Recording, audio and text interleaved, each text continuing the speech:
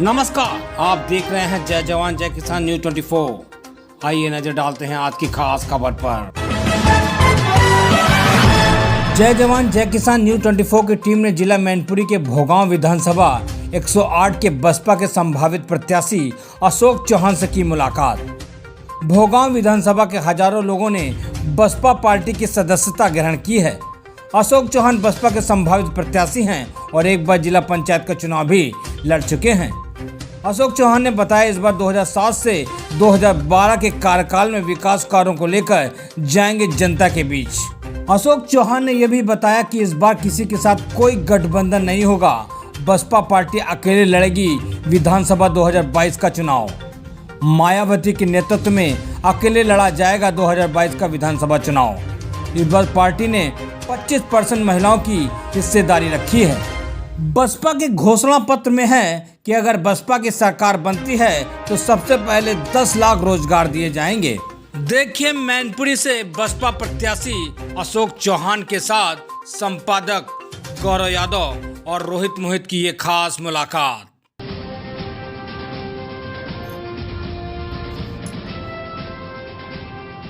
नमस्कार, आप देख रहे हैं जय जवान जय किसान न्यूज 24। मैं गौरव। आज मैं हूं 108 भोगांव विधानसभा में। हमारे साथ बात करने के लिए उपस्थित हैं बहुजन समाज पार्टी के संभावित प्रत्याशी अशोक सिंह चौहान जी। अशोक जी संभावित प्रत्याशी है और ऐसी आशा है कि 2022 जो आ रहा है एक बहुत ही अच्छा संकेत लेके आ रहा है। इनसे बात करने का प्रयास करता हूं कि अगर बहुजन समाज पार्टी ने आपको मौका दिया और उसके साथ साथ भोगांव विधानसभा की जनता ने भी अगर अपना आशीर्वाद दिया तो किस तरीके से अपनी विधानसभा की जनता की सेवा करेंगे और वो कौन कौन से मुख्य एजेंडे होंगे और मुख्य बिंदु होंगे जिनको लेकर जनता के बीच में 2022 के विधानसभा चुनाव में जाने का काम है। सबसे पहले तो आपका स्वागत है। धन्यवाद। सबसे पहला कि आप बहुजन समाज पार्टी से 2022 के विधानसभा चुनाव के प्रत्याशी जी। भोगांव विधानसभा की जनता ने अगर आपको मौका दिया जी, क्या एजेंडा है जनता के लिए? क्योंकि भोगांव विधानसभा एक ऐसा क्षेत्र रहा है जहां की जनता हर बार ठगी गई, हर बार। देखिए, अब तक जो भी यहाँ पे विधायक बने, मंत्री बने, वो कोई भी व्यक्ति पर्सनल भोगांव विधानसभा 108 का नहीं का रहने वाला नहीं था। पहली बार मैं 108 विधानसभा का रहने वाला हूँ और मैं बड़ी ही नज़दीकी से और करीब से मैंने इस जनता के दर्द को देखा और मैंने स्वयं में झेला हुआ है। मैं बहुत गरीबी से यहाँ तक आया हूँ, तो इसलिए मुझे कोई ये कहने की ज़रूरत नहीं है कि गरीब क्या होता है। मुझे मालूम नहीं, मैं कोई हवाएं उड़ के यहाँ तक नहीं पहुँचा हूँ। मैं भोगांव विधानसभा 108 की जनता से ये कहना चाहता हूँ कि एक एक बच्चा और एक एक मनुष्य, एक एक भाई बहन, एक एक माताएं बहनें, सबका, हर एक घर का, सबका विकास होगा। कहीं किसी चीज़ की कोई तकलीफ होगी वहाँ हम खड़े होंगे। हमारा होगा शिक्षा, क्योंकि आजकल को हम आप देख रहे हैं बच्चे जो हैं शिक्षा के क्षेत्र में बहुत पीछे हो रहे हैं। उसके बाद रोजगार की स्थिति तो ये हो रही है कि जितने भी बच्चे पढ़ लिख के तैयार हो रहे हैं उनको रोजगार नहीं मिल पा रहा है। तीसरी बात है किसान।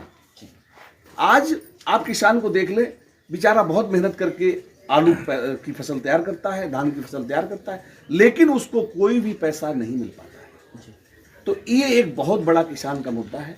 अब किसानों की बात कर रहे हैं जी। पिछले 1.5 साल से किसान आंदोलन कर रहे थे, चाहे वो हरियाणा बॉर्डर हो, यूपी बॉर्डर हो, गाजीपुर बॉर्डर हो जी। 700 से ज्यादा किसानों की शहादत जी सरकार ने ले ली। मैं तो ये भी कहूंगा कि ले ली, बिल्कुल, क्योंकि इसको तब नहीं कहता कि आप बिल वापस लेने थे तो पहले लिए, बिल्कुल ले लेते। चुनाव का समय आया, सरकार ने जो करा, क्या कहना चाहता? देखिए, ये आप तो जानते हैं कि सर सरकार जुमलेबाजी की सरकार है। ये किसी के हित में कोई काम किया है क्या? कौन से समाज के हित में काम किया? चाहे आप किसी के हित में आप बात कर लें, चाहे आप बेरोजगारी पे आ जाए, चाहे शिक्षा पे आ जाए, चाहे आप किसान के हित में आ जाए या रोजगार के क्षेत्र में आ जाए, आप जहाँ पे भी देखें वहाँ पे ये सरकार फेल हुई है। महंगाई आप देख लीजिए, इतनी जबरदस्त बढ़ गई भाई साहब। इन्होंने सिलेंडर घर घर में दिए, आप विश्वास नहीं करोगे साहब, वो सिलेंडर दोबारा माताओं बहनों ने भरा नहीं पाए। आज विश्वास भाई साहब, मैंने अपनी आंखों से देखा, आंखों में आंसू आ जाते हैं। उन माताओं बहनें आज आप जाके देख लें, जो बबूल के पेड़ हैं उनमें से वो काट काट करके सुखाने का काम कर रही है, उनके हाथों से खून निकल रहा है। हमने पूछा माता जी ये क्या करोगी? बोला बेटा लकड़ी रोटी बनाने के लिए मेरे पास कोई साधन नहीं है। हमने कहा सिलेंडर, बोला 1,000 रुपए का सिलेंडर मैं कहाँ से लाऊं? 1,000 रुपया तो मैं बेचारा पूरे साल में, बोला हम नहीं कमा पाते, 1,000 रुपये हम कैसे लेके? आपने समाज की बात करी, भारतीय जनता पार्टी ने किसी समाज के लिए काम नहीं करा। किस समाज से आते हैं? मैं तो सवर्ण समाज से हूँ, चौहान समाज से हूँ। चौहान ठाकुर समाज से जी। आते हैं। आपके समाज मुख्यमंत्री तो सर्कस के शेर हैं, वो तो पीछे से हंटर की तरह चलाए जा रहे थे। उन्होंने कौन से समाज के हित के लिए काम किया? एक भी काम आप बता दीजिए कि उन्होंने सही सवर्ण समाज के मुख्यमंत्री होने के नाते मैंने सवर्णों के लिए अच्छा तो काम कहते हैं किया। हमने करोड़ों परिवारों को राशन मुफ्त दे दिया। अरे हाँ, बिल्कुल सत्य बात है, राशन मुफ्त दिया उन्होंने, पर सर 10 दिन के लिए राशन मुफ्त देकर के किसी गरीब आदमी का पेट भर के आप उसकी मजाक उड़ा रहे क्या? कोरोना काल में वैक्सीनेशन करा दिया। कोरोना काल में अगर उनकी जगह कोई दूसरी सरकार होती क्या वो वैक्सीनेशन नहीं करवाती? उनकी जगह मैं बैठा होता तो वैक्सीनेशन नहीं करवाता। वो मेरा कर्तव्य है, हम जनता की रक्षा करें, इसीलिए मुझे यहाँ बिठाया गया। और अगर हम नहीं कर सकते तो मुझे रहने का कोई अधिकार नहीं है। अब सर जिला पंचायत सदस्य का चुनाव भी लड़े थे। हाँ बिल्कुल लड़े थे। अब वो एक और सवाल आपसे बहुत महत्वपूर्ण, जिस समय जिला पंचायत सदस्य के चुनाव हुए थे, ब्लॉक प्रमुख के चुनाव हुए थे, जिला पंचायत अध्यक्ष के चुनाव हुए थे जी, किस तरीके की घटनाएं उत्तर प्रदेश में आपको देखने को मिली, उस पर क्या कहना? देखिए, समाजवादी पार्टी के कार्यकाल में जिस तरीके से ब्लॉक प्रमुख की चुनाव पे या जिला पंचायती चुनाव के ऊपर हमले हुआ करते थे, कब्जे हुआ करते थे, सेम टू सेम बिल्कुल भारतीय जनता पार्टी ने वही काम किया। मतलब उनसे भी आगे उनसे अभी एक कदम आगे निकल गए। जिसके पास एक भी सदस्य नहीं था, वो व्यक्ति आज ब्लॉक प्रमुख बना बैठा है। उसने एडीएम को मारा। क्यों मारा? महिलाओं तक के साथ घटना है, महिलाओं के साथ घटना हुए, पर्चे फाड़ दिए गए, लोगों को पर्चे लेने नहीं दिए गए और पुलिस तमाशा बनी देखती रही। तो सपा में और भाजपा में फर्क क्या रह गया, ये बताइए ना मुझे। वो क्षत्रिय समाज हो चाहे कोई भी समाज हो, मुझे उससे फर्क नहीं पड़ता। मैं क्षत्रिय समाज का हूं तो मैं क्षत्रिय समाज के हित की बात करूंगा, ये गलत बात है। मैं सर्व समाज की बात करूंगा। अगर उसकी जगह अगर आपके अंदर ये दम थी कि नहीं हम चुनाव जीत करके दिखाएंगे, तो फिर जनता को फैसला करने दो ना उसका। कहीं ना कहीं एक जनता और आरोप लगा रही है, बहुजन समाज पार्टी के हैं, मायावती जी पे एक आरोप रहता है कि जो काशीराम जी के इधर चली नहीं रास्ता भटक गया। देखिए, मिशन जो था, तो उन्होंने कहा था सर्वजन हित है सर्वजन सुखाय का नारा दिया था। अंबेडकर जी ने अपना पूरा जीवन अपने बच्चे, अपनी पत्नी, सबको जो है उनको त्यागना पड़ा जी। उन्होंने इस पिछड़ा समाज और दलित समाज को संविधान में जो जगह दी है, क्या वो आज तक उस संविधान में जो जगह दी गई है उसके लिए सरकार ने क्या किया है? उसके लिए कोई काम किया आपने? ठीक है, मायावती जी कहाँ से उसको भटक गई, उन्होंने उसको और आगे बढ़ाया। उन्होंने जो काम किए हैं वो 500 साल तक के लिए किए हैं। आप जाकर के देख लीजिए, लखनऊ में चले जाइए, नोएडा में चले जाइए, उनके द्वारा किए गए जो कार्य हैं वो ऐतिहासिक कार्य हैं। अच्छा, एक चीज सपा और भाजपा ने एक भी कार्य ऐसा करके दिखाया हो तो बताइए। नहीं, अखिलेश जी कहते हैं हमने एक्सप्रेस बनवाया। अरे उससे पहले मायावती जी ने एक्सप्रेस बनवा दिया था। नहीं सुनो तो सही। अब भारतीय जनता पार्टी के मुख्यमंत्री कहते हैं अभी पूर्वांचल एक्सप्रेस का उद्घाटन कर दिया वहां, ये सब क्या? सर, सबसे पहले उत्तर प्रदेश के अंदर अगर कोई पहला यमुना एक्सप्रेस में बनाया तो वो बहन मायावती जी ने बनाया था। उसके बाद में जो भी योजनाएं उनकी बनाई हुई थी वो अखिलेश जी ने इस पे काम किया, आगे बढ़ाया, और जो उनके द्वारा छूटी उसको भाजपा ने आगे बढ़ा दिया। तो आपने नया कौन सा कर दिया भैया?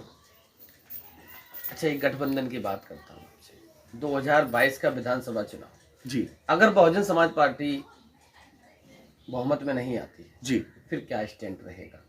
क्या इस बार फिर अखिलेश के साथ? नहीं सर, क्योंकि एक स्टेटमेंट मायावती जी ने ये भी दिया है कि सपा को हराने के लिए अगर भाजपा के साथ जाना पड़ा तो हम जाने में कोई गुरेज नहीं। देखिए सर, मतलब ये क्या बहन जी की नहीं, वो बहन जी की राजनीति है, उनकी पर्सनल नीति है, उसके बारे में तो मैं कुछ नहीं कह सकता हूँ। वो क्या सोचती हैं इस समाज को, इस परिवार को और इस पार्टी को आगे ले जाने के लिए, उनकी जो उसके ऊपर निर्भर है, उसके बारे में तो मैं कुछ नहीं कह सकता। कहा तो ये भी कहा गया है कि 2019 में जब गठबंधन हुआ था समाजवादी पार्टी के साथ, हाँ, तो बहन जी को ये आश्वासन दिया गया था कि अगर हमारा सिस्टम ठीक बैठा तो आप पीएम आपको बना देंगे, 2022 में आप मुख्यमंत्री। देखिए, ऐसा है कि मैं तो ये कहना चाहूंगा, उससे पहले बहन जी 3 बार बीजेपी के साथ बहन जी के साथ में इस बार जो 2019 का गठबंधन हुआ था, ये बहुत बड़ी ठगी हुई उनके साथ। क्योंकि इन लोगों ने, यादव समाज के लोगों ने, समाजवादी पार्टी के लोगों ने क्या काम किया कि बसपा का वोट तो लिया लेकिन बसपा को वोट दिया नहीं। अच्छा, एक चीज और, जैसे प्रदेश में एक चर्चा का विषय और बना कि जैसे आपने आरोप लगाया कि पार्टी ने टिकट वोट नहीं दिया, इधर वोट ट्रांसफर नहीं हुआ, क्योंकि यही बसपा 0 पे थी, 0 से 10 पे आ गई, और वो 25 पे थे, वो 5 पे अटक गए। उनके परिवार के भी सदस्य 2-3 चुनाव हार गए। सर, अगर ये गठबंधन नहीं होता तो ये 10 से 20 पे होते। जो ठगई हुई है वो हमारे दलित समाज के साथ ठगई की। दलित समाज एक ऐसा समाज है जो बेचारा भोला भाला समाज है, दबा कुचला समाज है, अशिक्षित भी है। इनको जैसा हम लोग कह देते हैं ये बेचारे वही करते हैं। ये एक मतलब ये नहीं, इनके अंदर कुछ छल कपट की भावना नहीं। अच्छा, उत्तर प्रदेश में एक स्थिति और बन रही है, बहुमत में कोई नहीं आ रहा, ऐसी भी संभावना बन रही है। आप अगर मैं 100% तो खैर नहीं कह सकता हूं, लेकिन जहां तक प्रयास है और मेरा मानना है कि बहन कुमारी मायावती जी इस बार मुख्यमंत्री कुर्सी पे जरूर बैठेंगी। ऐसा स्थिति बनेगी, आपसे विश्वास है और स्थिति बनेगी। अब वो चाहे भाजपा के सहयोग से बैठे या सपा के सहयोग। देखिए सर, वो राजनीतिक किस ऊंट किस करोड़ बैठता है ये तो मैं नहीं कह सकता हूँ। ये तो सर राजनीति का खेल है। ये तो आने वाला घटनाक्रम बताएगा। वो तो बात की बात है, क्योंकि बट साफ हो गई ना कि मायावती जी को किसी के साथ जाने में कोई गुरेज नहीं। अगर देखिए भाई, मैंने पहले ही कहा कि समाज के हित के लिए और पार्टी के हित के लिए अगर उन्हें कुछ आगे कोई गठबंधन करना पड़ता है तो वो उनका व्यक्तिगत विचार है। इसके बारे में हम क्या। चलो, हमारी तरफ से आपको शुभकामनाएं हैं कि पहले तो पार्टी आपको टिकट दे, उसके बाद नहीं सर, पार्टी तो हमारी टिकट हमें दे चुकी है, बस घोषणा होना बाकी। कभी भी घोषणा हो जाएगी, हमारे कोई दिक्कत नहीं है। हमारे यहाँ ये नहीं चलता है कि नहीं हम जिस दिन नॉमिनेशन हो उसके एक दिन पहले पत्ते खोले, तब तक मैं इधर उधर झांक करते रहे। दिसंबर की विदाई है, बिल्कुल 22 का आगमन, बिल्कुल। शुभकामनाएं भोगांव विधानसभा की। मैं उन सभी देशवासियों को और भोगांव विधानसभा की सभी जनता को प्रार्थना करता हूं कि भगवान उन्हें सद्बुद्धि दे और वो खुश रहें। इसके साथ जो है फिर हम आपसे प्रयास करेंगे कि दोबारा मौका हमें आप फिर दें तो हम आपको भी जो है कुछ खुश करें।